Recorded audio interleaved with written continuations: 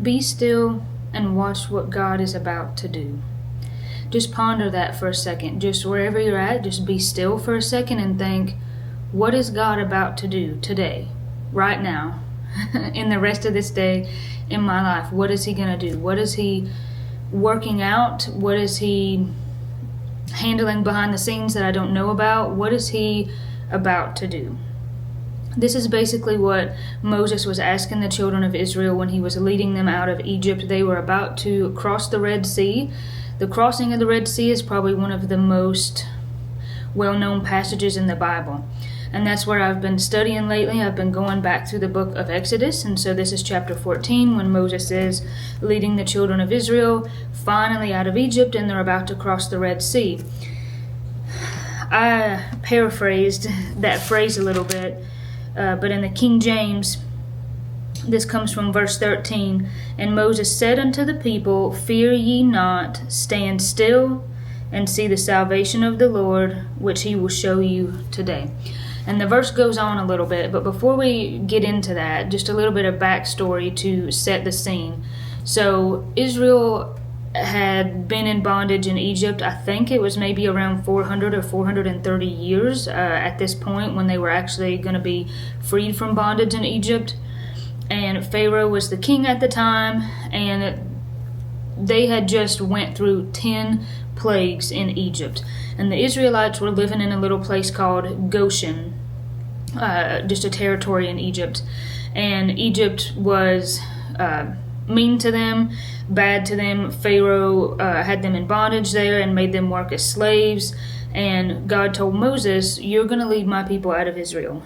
And there's a lot kind of more to the story than that, but these are just the basics to give you some context. And so Moses goes to Pharaoh and says, let the Israelites go. You know, God's saying, let my people go. And what happens is Pharaoh says, no, I'm definitely not going to do that, because to Pharaoh, the Israelites were resources. They were slaves. They were slave labor. He didn't want to lose that. And so God hardened Pharaoh's heart. And I think that it's important, though, to point out that Pharaoh kind of made the first choice, I think, to harden his own heart by his disbelief in God. And so God allowed 10 plagues to come on Egypt. And these plagues ranged from the water turning to blood, so there was nothing to drink, to boils of the skin, to frogs, to flies. There was lots of bad plagues. And so finally, the last plague kind of is known as the Passover, which was all the firstborn males were to be killed if they did not put blood from a lamb over the doorpost. This is very brief rundown here. That was kind of the last straw, and Pharaoh said, get out, you can leave, you know, I've lost my son now, I'm just done, you can leave. Okay, so the children of Israel leave, and they go out into the wilderness. God hardens Pharaoh's heart one last time, and Pharaoh basically sits and thinks about it and says, you know, they were some, you know, pretty good slave labor, and I don't really want to lose the Israelites, let's go after them. And so 600 chariots take off after the Israelites, and you can imagine that would be very scary if you've seen 600 chariots, 600 in our day and age armored vehicles coming after you. It would be very scary. And so that's kind of where we're at. And I want to pick up, I want to pick up in verse 10. And when I read this morning, it struck me, just verse 10 and 11, look at the major difference. So this is in the King James, and this says, And when Pharaoh drew nigh, the children of Israel lifted up their eyes, and behold, the Egyptians marched after them. So they're saying, oh man, here come the Egyptians. We thought we were free. And they were sore afraid, and the children of Israel cried out unto the Lord. So they're terrified, and they're like, oh man, you know, God help us. Okay, so that's verse 10. Verse 11, and they said unto Moses. So you have to remember, at this time, Moses was leading them out. Moses was the man in charge. That's who God had appointed and God had chosen. And they said unto Moses, Because there were no graves in Egypt, thou hast taken us away to die in the wilderness? Wherefore hast thou dealt thus with us to carry us forth out of Egypt? So they're turning right around after they say, God help us, and after they know that Moses has been appointed by God to help them. In the very next verse, they're saying, so you needed to bring us out here to bury us? We might as well have stayed in Egypt. In verse 12, it says, is not this the word that we did tell thee in Egypt, saying, let us alone that we may serve the Egyptians?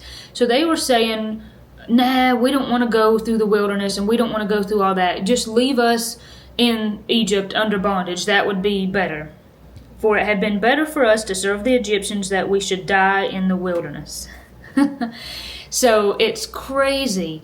You have this call to God, help me, God, and then turning right around and saying, well, okay, I guess we're just going to die here. We might as well have just been, left alone in our problems.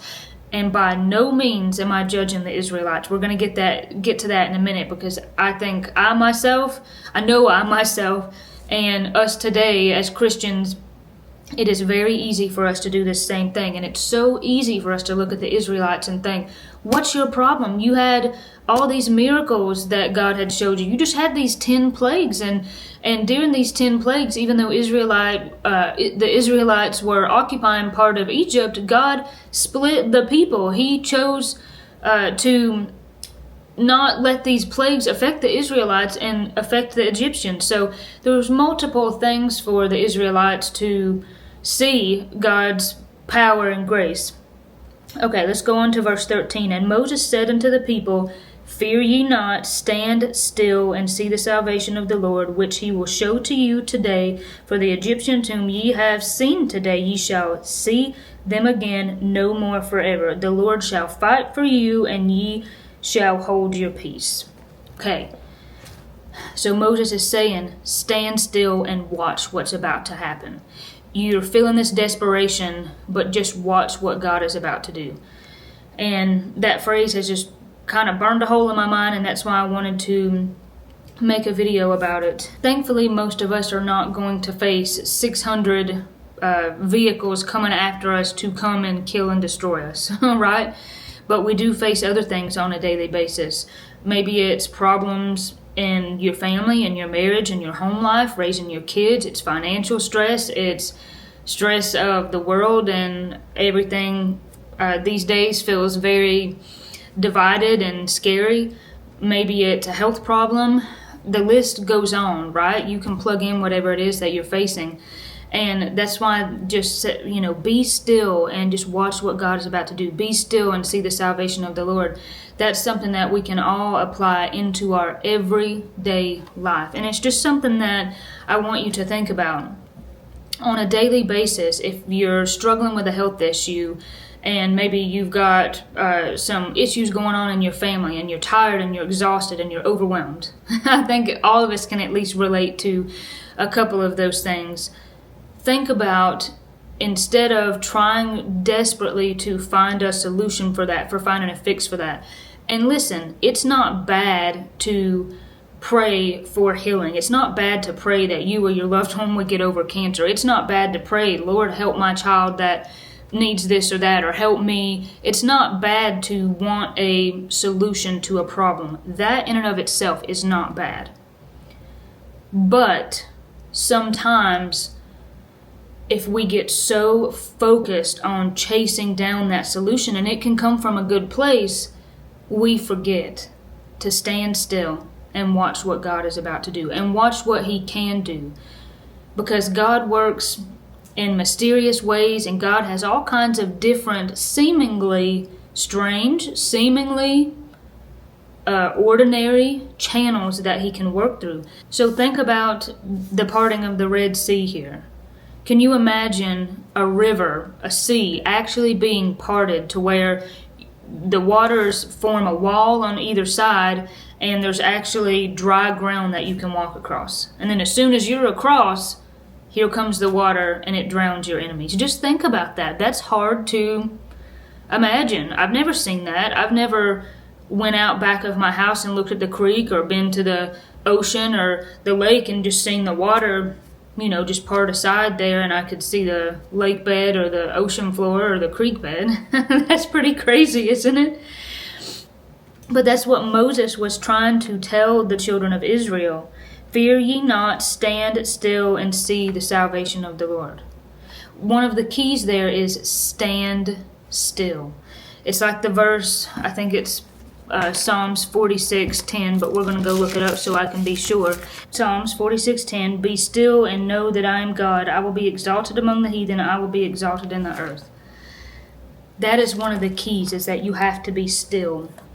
And that's definitely not easy for me. I don't think that's probably easy for anyone. But that goes back to, like what I said, the problems that we face on a daily basis, the things that we're struggling with in our lives, in our minds.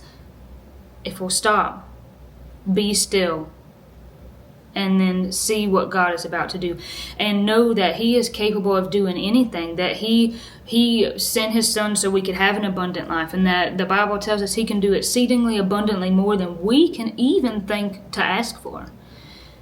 But that is a key, is to be still and watch what God is about to do. So that just really stuck out to me. And of course, the children of Israel crossed the Red Sea, and they are done with Egypt. And the last verse, verse 31 of this chapter, and Israel saw that great work which the Lord did upon the Egyptians, and the people feared the Lord and believed the Lord and His servant Moses. So when the people went through this, they were changed, and they believed God, and they seen His miracle, and it had, at least momentarily, some change in their life. And so that is another aspect for us to remember, that how do we know that God is going to be faithful? How do we know that we can stand still and see the salvation of the Lord? Because God has been faithful before.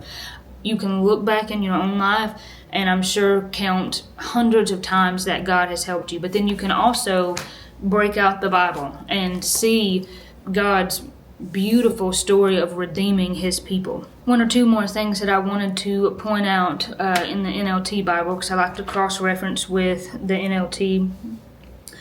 That difference that I talked about in verse 10, the Israelites, their first thing was to cry out to God, which was great. And oftentimes that's how it is in our life. Our first instinct is, oh my gosh, God help me. And that's great. That's a victory in and of itself, to have our brains trained to immediately cry out to God. But then, of course, in the very next chapter, it was, oh, this is hopeless. But I liked with the NLT, just kind of the little commentary, what it had to say on that. God has preserved these examples in the Bible so that we can learn to trust Him the first time. By focusing on God's faithfulness in the past, we can face crises with confidence rather than fear and complaining. So, like I just said, we know that God has been faithful in the past, so we know He will be faithful this time. But I liked how it specifically mentioned so we can trust God the first time. Because there's been many times in my life where I should have taken something right to God and trusted Him, and I didn't. And then I regretted it. And maybe it was just simply that I had to go through a lot of a mental and emotional turmoil that I could have saved myself. And I also liked the commentary here says that there was no way of escape. I think that's part of why the Israelites panicked, was where we're pushing towards the sea here. There's just water in front of us, and then we've got 600 Egyptian chariots behind us. So, there's not really a way to escape. What are we really going to do here? And that was part of the fear. And it says, sometimes we find ourselves caught in a problem and we don't see any way out. And it says, don't panic. God can open up a way. And that is, again, something that we have to remember when we think about being still and watching what God is about to do. There are tons of things in life. There may be more things in life that you encounter than not that you can't see a solution for. You don't see a way out. You don't see a fix for something. You just think, well, there's really no way this can work out, or maybe this or this is it, and neither one of these are good solutions. And it's so easy for us to kind of go there in our mind, and that won't do anything but make us stressed and upset. But God can make a way out of anything. And if He can literally part waters and make a wall of water to where the Israelites can walk through the seabed there, then He can do anything that He needs and to do in our life. There's so many so many ways that he can work. There's nothing that is impossible with him. But I know all of that is easier said than done. And I always want to be practical and transparent in these videos and honest with you that I struggle with this on a daily basis. I will find myself getting caught up in just different things that overwhelm me, and sometimes my first instinct is not to stop and say, but Jesus. And I get disappointed in myself, and I have to say sorry to God that I'm not really trusting him like I should, and just get back on course. And I think that that's normal. And I think that being still and watching what God is about to do, it's like training a spiritual muscle. That takes time to train yourself to do that, for your first instinct to be to run to Jesus. And then it's hard when you have the chaos in your mind from the problems in your life that we all have. And there can be problems that are just so severe and just unbearably heartbreaking. It is hard to just calm the din of emotions and mental anguish to say, but I'm going to stand still and watch what God's about to do. Maybe he fixes something about your issue that day. Maybe there's somehow some kind of relief. Maybe someone shares something that you say, yeah, I think God wanted me to hear that. Maybe the problem clears up completely, or maybe nothing happens. But if you have the attitude of, let me be still and watch what God is about to do, at the end of the day, whether you feel and see any change in your situation, you know that you relied on the presence of God. And you know that you said, God, I'm going to be still. I'm going to give you the honor and the glory that you deserve, and give you a chance to work this out. And that is huge, whether you feel like there's progress being made in your situation or not. And that is the neat thing about that phrase, be still and watch what God is about to do. No matter what happens or doesn't happen, you have increased your awareness of his presence. And I think that that is special, and that's always a goal, to increase our presence of Jesus. So I hope that you got something from this video. You have to comment below and let me know what you think, and just hold that phrase in your mind. I'm going to be still and I'm going to watch what God is going to do. So as always, thank you for watching. God bless you, God keep you, and I will see you on the next video.